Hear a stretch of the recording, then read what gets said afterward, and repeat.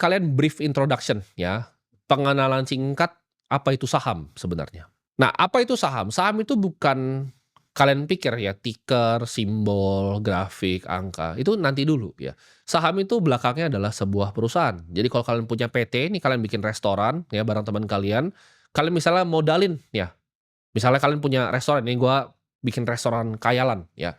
Restoran itu kalian bagi ya. Kalian itu pemodalnya, teman kalian ini adalah operatornya. Kalian bagi saham biar gampang 50-50 ya kan di PT-nya.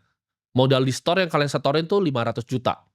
Jadi modal yang bisa dipakai untuk mulai restoran itu adalah 500 juta, tapi valuasi dari restorannya, kadang kalian punya 50%, kalian masukin 500 juta, itu jadi 1 miliar. Ya, itu nggak ada bedanya. Kalian mau beli sahamnya, mau bikin saham seperti itu, kalian punya 500 juta bikin restoran, kalian mau beli saham perusahaan yang private, yang kalian bisa deal di belakangnya, atau kalian beli saham yang kebetulan ada di Bursa Efek Indonesia. Yaitu saham yang listed, perusahaan-perusahaan besar yang kita sebutnya TBK, terbuka. Ya, jadi nggak ada bedanya tuh antara saham restoran tadi 500 juta yang valuasi 1 miliar, atau kalian beli perusahaan private yang misal 1 triliun tapi kalian deal di belakang, atau perusahaan TBK yang 1 triliun atau mungkin 100 miliar, 200 miliar. Semua konsepnya sama. Ya, jadi ada perusahaan yang running di belakangnya. Nah, keuntungannya membeli saham ini apa? Karena dari kecil, gue itu kan ketika gue lihat Warren Buffett, gue lihat enak banget dia bisa dapat dividen dari Coca-Cola. Jadi itu mimpi gue. Jadi ini gue pakai yang ke publish aja ya, kalau kalian silahkan kalian Google sendiri Timothy Ronald BBCA itu kan sempat kebocor kemarin di beberapa berita. Salah satu sekuritas gue pegang 11 juta lembar.